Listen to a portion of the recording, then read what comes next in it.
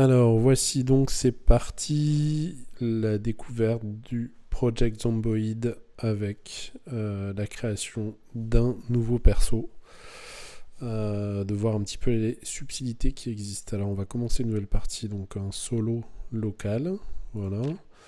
Et on a donc plusieurs types de jeux qu'on peut choisir. Il y a les challenges, mais bon ça on va laisser de côté. Les modes c'est pareil. On a plein de modes, mais on va les laisser de côté. Voilà, donc hop, on en revient. Donc il y a 4 modes de jeu qui nous intéressent. Le bac à sable, si vous voulez partir avec, par exemple, aucun zombie, c'est possible. Hein. On peut jouer en bac à sable et tester les différentes dynamiques du jeu. Bâtisseur, vous avez des zombies, mais qui vont pas être hyper agressifs. Donc ça peut être intéressant pour démarrer. On va partir là-dessus. Survivant, c'était le mode de jeu originel, donc qui est quand même assez costaud, avec des zombies qui sont solides et il y en a un peu partout et ils repopent assez souvent. Et Apocalypse, là c'est si vous voulez vraiment vous mourir très très vite, quoi. Je veux dire, je sais pas, ça peut être aussi un challenge, hein, de voir si on peut survivre plus de 2 minutes 30 en mode apocalypse, ça peut être intéressant. Alors moi je vais plutôt partir sur du bâtisseur pour vous expliquer les différents ressorts du jeu. Alors là vous avez donc 4 villes dans lesquelles vous pouvez donc apparaître. Ce sont le lieu d'apparition qui est à choisir au départ. Donc il y a Muldrow, Riverside, Rosewood and West Point. Yeah, again. Je vous invite à regarder, donc à chaque fois il y a des petites histoires, je ne vais pas vous les raconter à chaque fois, et je vous laisse les découvrir. Vous avez donc West Point qui permet... Enfin moi je vais popper à West Point parce qu'en fait j'aime bien cet endroit-là qui est quand même à côté d'une autre ville qui s'appelle Louisville, qui n'est pas indiquée là-dedans. On ne peut pas naître directement dans cette ville-là, mais qui est quand même la ville la plus importante dans laquelle il y a le plus de choses, mais qui est aussi la ville quand même la plus difficile, extrêmement difficile de s'y rendre. Voilà. Alors ensuite, on continue et on se retrouve dans donc, le module qui permet de choisir donc, l'emploi qui était en fait le boulot du personnage que vous allez incarner. Donc ça peut être sans emploi au départ, ou sinon vous pouvez être pompier, policier, etc. À chaque fois, vous allez avoir des particularités. Donc là, vous le voyez ici, c'est indiqué, mais c'est aussi indiqué là. Donc il va être plus fort, il a plus 75% dans la hache, plus 75% en menuiserie, plus 100% en piégeage et plus 100% en recherche. D'ailleurs, je vous invite à regarder d'ailleurs plus ici, c'est plus précis que là. Puisqu'en fait, là, on voit que là, ça met plus 1 hache, plus 1 menuiserie, d'accord, mais là, vous voyez carrément le bonus d'apprentissage. Ça, c'est un bonus d'apprentissage. C'est-à-dire que vous allez apprendre plus 75% plus vite à utiliser la hache et à être performant avec la hache. Voilà. Pour faire des recherches, vous allez apprendre plus 100% plus vite si vous avez un garde forestier. Donc là, vous avez clairement les bonus qui sont indiqués. Alors qu'est-ce que c'est que piégeage? C'est piéger des petits animaux voilà, que vous allez pouvoir manger par la suite. Recherche, c'est faire des recherches dans la nature. Vous allez trouver toutes sortes de choses différentes, comme ça peut être des herbes, comment dire, de la nourriture, enfin des légumes, des pierres, des bâtons, enfin, etc.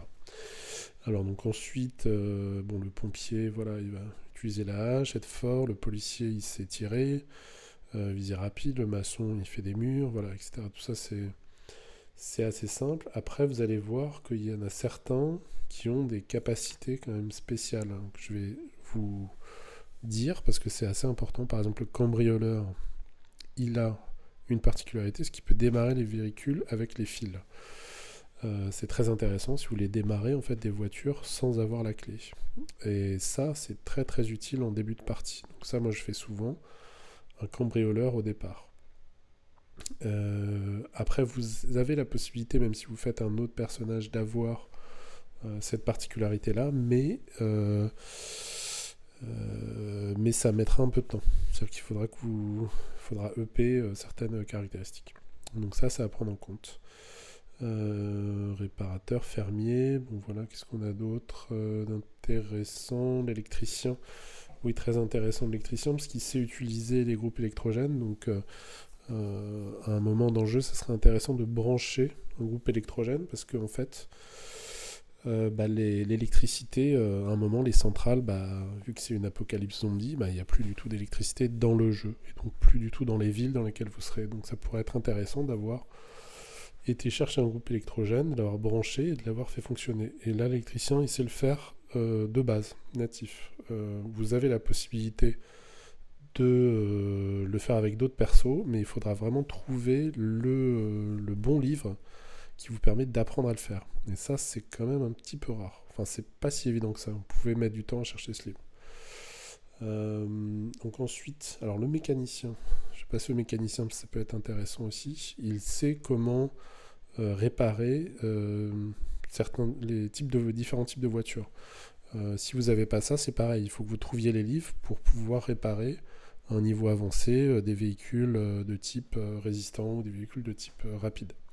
Donc ça peut être intéressant. Alors l'ingénieur, il est aussi très très intéressant. Euh, il a la seule caractéristique unique, en fait, exclusive du jeu. C'est-à-dire qu'il peut donc fabriquer des pièges et des explosifs. Il peut fabriquer une sorte de bombe qui est en fait comme une grenade, on va dire, qui explose. Et il est le seul à pouvoir faire ça. C'est-à-dire que même si vous avez le livre, que vous trouvez le livre, si vous n'êtes pas ingénieur, vous ne pouvez pas le lire, vous ne pouvez pas les fabriquer. Donc ça, il est le seul à avoir une caractéristique unique de tous les métiers. Donc ça peut être intéressant si vous le voulez. Bon. Moi, ce que je fais, après, vous avez donc toutes sortes de traits. Là, il faudrait que vous regardiez ça dans le détail. N'hésitez pas à regarder parce que c'est très intéressant. Vous en avez des tonnes. Là, je ne vais pas pouvoir tout faire parce que sinon, je vais y passer vraiment des heures. Mais vous avez toutes sortes de traits très intéressants. L'appétit d'oiseau, par exemple, il va manger moins souvent. Estomac d'acier, on peut le faire manger n'importe quoi, il ne va pas tomber malade. Éveillé, il a besoin de moins de sommeil, etc. etc.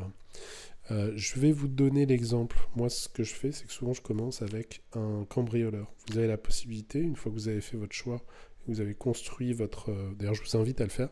Quand vous avez construit votre premier, on va dire, personnage à partir de là, je vous invite à faire une sauvegarde de ces réglages. Parce qu'après, vous pourrez revenir dessus. C'est ce que je fais là, par exemple. Donc, j'ai cambrioleur, d'accord. Et donc, si je reviens dessus, j'ai tout, en fait. Donc, c'est mon cambrioleur.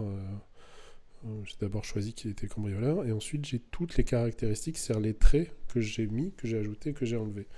Et vous voyez, donc là, donc les traits en vert, c'est des bonus, mais qui vont retrancher des points à dépenser. Et là, c'est les malus, mais qui vont rajouter des points à dépenser. Et donc, en fait, l'idée, c'est que à la fin, vous soyez à 0. Vous ne pouvez pas être en négatif. Là, vous voyez, je ne peux pas aller sur suivant. Il me dit, vous devez équilibrer vos traits positifs et négatifs. Donc là, ce que je vais faire, c'est que je vais, par exemple, enlever... alors, organiser, c'est très important. Éveiller à droite, tout ça, c'est important.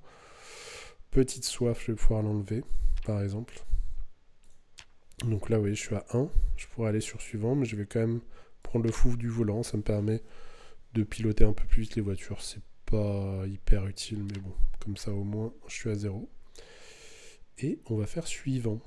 Et voilà. Et donc là, vous arrivez sur la tête du personnage. Hein, donc là, voilà. Ça, c'est celui qui a été généré donc aléatoirement. Ce que je fais quand ça me plaît pas, en fait, là vous pouvez, hein, si vous voulez vraiment avoir un personnage qui va exactement ressembler à ce que vous voulez, vous pouvez mettre un masque complet, hein, changer ses cheveux, etc., la couleur, le machin, changer son prénom, son nom, là c'est Curtis Holloway, vous pouvez changer tout ça. Et sinon, vous pouvez aussi appuyer sur aléatoire, mais ce que je fais, ça va plus vite. Et donc du coup, ça me donne tout de suite un autre personnage. Voilà. Pearl Shelder, elle est quand même sacrément stylée avec ses lunettes de soleil. Donc je vais la choisir et je vais appuyer sur jouer. Et voilà. Bon, tout ça a été long. C'est une partie assez longue, la configuration d'un personnage, mais en fait, c'est quand même une partie très très importante parce que la suite quand même du jeu va en dépendre énormément. Donc je vous invite quand même à tester et tester toutes sortes de choses. Voilà. Voilà le récit de votre mort. Je vous fais l'intro en direct avec cette fameuse phrase. Donc le récit de votre mort.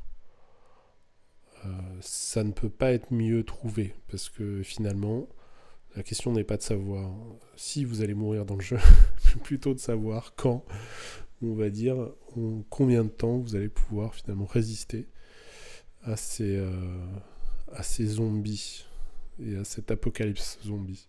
Alors, cliquez pour commencer. Voilà, c'est le départ. Là, vous tombez tout de suite sur donc les bases, tout ça vous est rappelé. Je vous invite à le lire parce que c'est toutes les bases du jeu. Quand même très intéressant. Voilà. Et puis vous atterrissez sur chez vous, tout simplement.